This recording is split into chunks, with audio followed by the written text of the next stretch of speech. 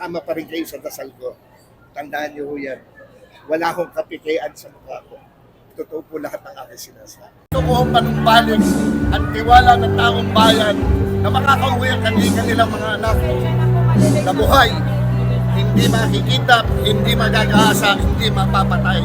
Kailangan manumbalik yun. Kasi po ngayon, takot lahat ng magulang. Takot lahat ng kabataan. Sa akin naman, hindi ako nakontin sa pamahal sa kanila. Alam ko naman kung sino yung mahal nila dito. At kumuhingi lang naman kami na konting pagpamahal nila ni Senator. Okay!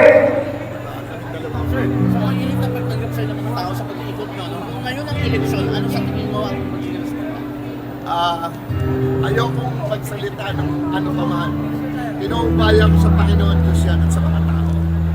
Lahat tayo, lahat ng tao, ang pag-asa na sa Panginoon. Lahat ng tao. Senator, kung may luluklo kayo bilang senador. Wow, di pa ako senador. Opo, kaya nga po, kung may luluklo kayo bilang senador, ano po yung kauna-unahang gagawin niyo po? Peace and order po. Peace and order. Peace and order po. Masyadong maano sa akin yan. Gusto ko panumbalik at tiwala ng taong bayan na makakauwi ang kanilang mga anak na buhay. Hindi makikita, hindi magagaasa, hindi mapapatay. Kailangan manumbalik yun. Kasi po ngayon, takot lahat ng magulang. Takot lahat ng kabataan. So, gusto ko ibalik yan. At syempre, gusto ko rin magdagdag ng tulong sa edukasyon. Gusto ko magdagdag ng tulong sa kultura natin.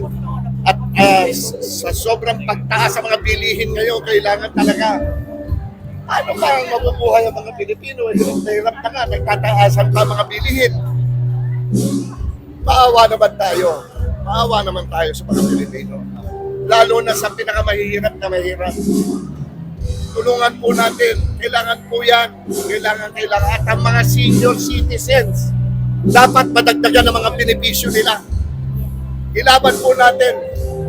Yung edukasyon, dapat madagdagan pa ang mga schools. Lalo na ho mga public schools.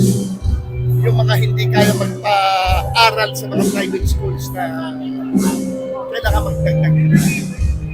Yung po. Sir, Yung po.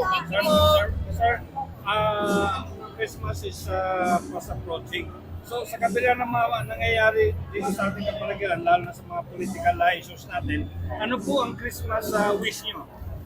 Ang Christmas wish ko lamang po, maging peaceful ang ating mahal na bansang Pilipinas. Kasi po, kung magkakaroon mo tayo parati ng away, paano na yung mahihirap? Paano na yung mga walang kamalay-malay na bigla na lang matadamay? Sana po, maayos ito, magpapasko. Hindi ho para sa akin, hindi para sa pamilya ko, kung hindi para sa mga Pilipino. Yun po ang kailangan natin. Last one po, Senador, reaction po sa haters and bashers mo. Ha? Reaction niyo po sa mga haters and bashers mo. Wala naman po akong galit o sama ng loob sa kanila. Kasi po, naintindihan ko sila. Hanap buhay na po nila yan eh. Diyan po sila kumikita, yan po ang pampamilya nila. So, sa kanila po, sa totoo to, hindi ako nagagalit sa inyo, wala akong sama ng loob sa inyo. You're entitled to your own opinion po. Nire-respeto ko po kayo lahat. At kasama pa rin kayo sa dasal ko. Tandaan niyo ho yan. Wala akong kapitian sa mukha ko. Totoo po lahat ng aking sinasabi. Okay, thank you. Salamat Thank po. you, Senator. Thank you po. Sinilalanan niyo pa ako.